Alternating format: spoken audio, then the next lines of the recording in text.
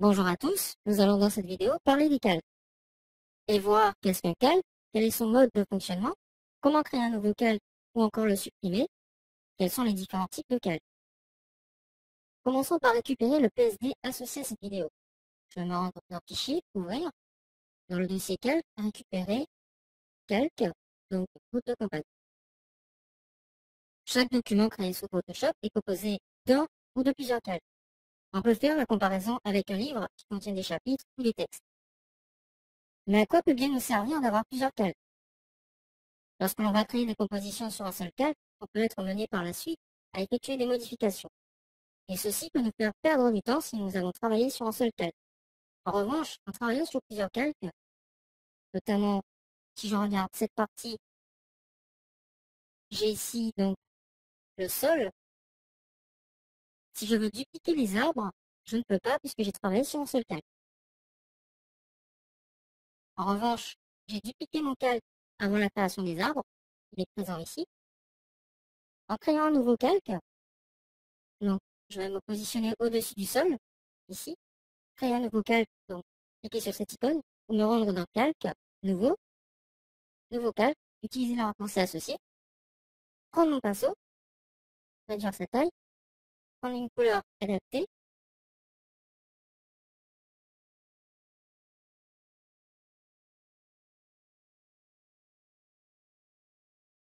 faire un arbre, entre guillemets,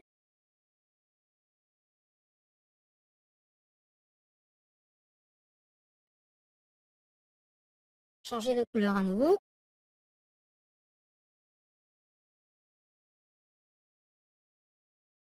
monter la taille de mon pinceau, et un petit cœur. Hop, hop.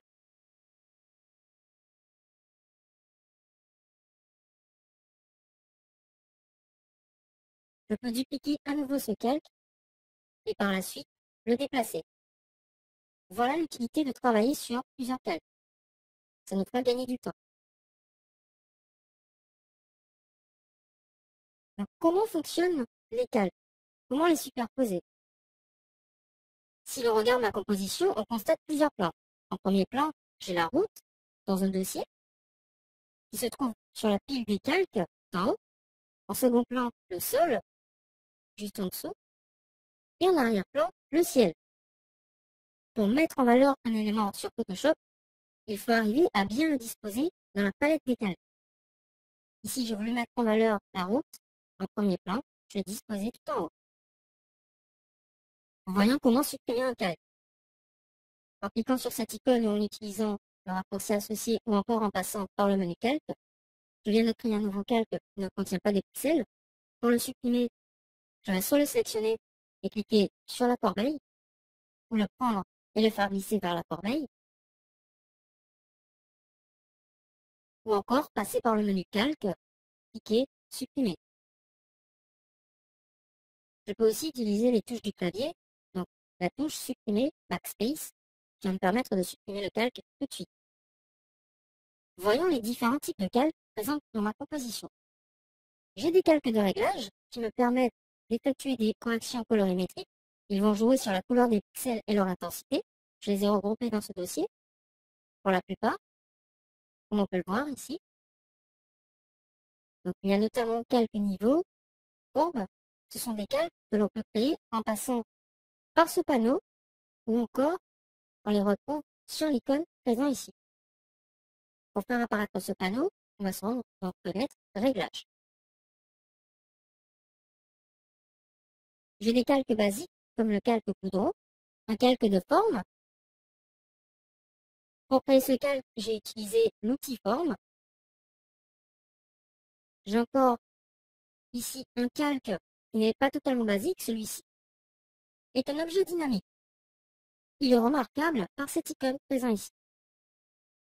Et on voit qu'il y a ici des filtres associés à ce calque, notamment le filtre dynamique Gaussien. Grâce à cette icône présente. J'ai encore ici d'autres calques, encore des calques de forme, avec des effets, des styles de calque. Les styles de calque sont représentés par le symbole FX que l'on retrouve ici. Pour ajouter un style de calque à un calque, Je sélectionne mon calque, clique sur cette icône pour récupérer un style en particulier, où je peux double-cliquer sur mon calque et faire apparaître le panneau style de calque, avec différentes options de fusion, qui des styles biseautage, estampage, contour, incrustation, incrustation dégradée, lueur texte, en reporté, et plein d'autres encore.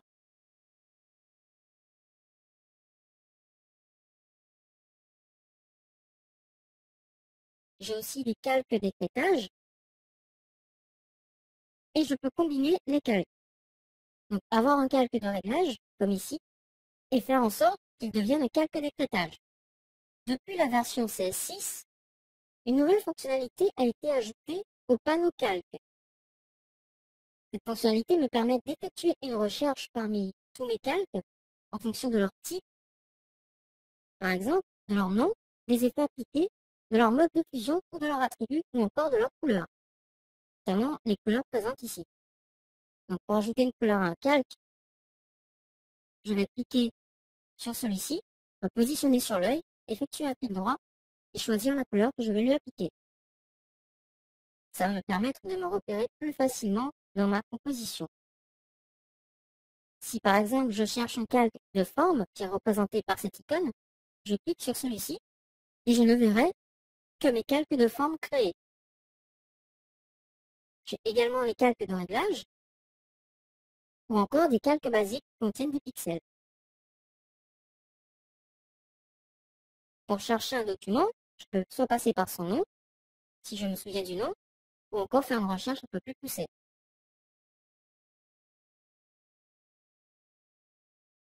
Ce sont des options qui sont disponibles depuis la version CS6 et également disponibles sur la version CC et non pas sur les versions antérieures. En résumé, nous avons vu que créer plusieurs calques lors d'une composition va nous permettre de travailler de manière non destructive. Il y a également plusieurs types de calques. Il va falloir adapter en fonction de ses besoins. Toutes les fonctionnalités liées au calque sont présentes dans le menu calque. On peut également gérer la taille des vignettes du calque en cliquant dans la palette des calques et en choisissant une vignette moyenne, grande ou encore petite. Si vous disposez d'un écran assez large, utiliser une taille moyenne vous permettra de repérer plus facilement vos calques. Vous pouvez également travailler sur une petite taille. Vous en savez maintenant un peu plus sur les calques et pourrez suivre la formation avec moins d'appréhension.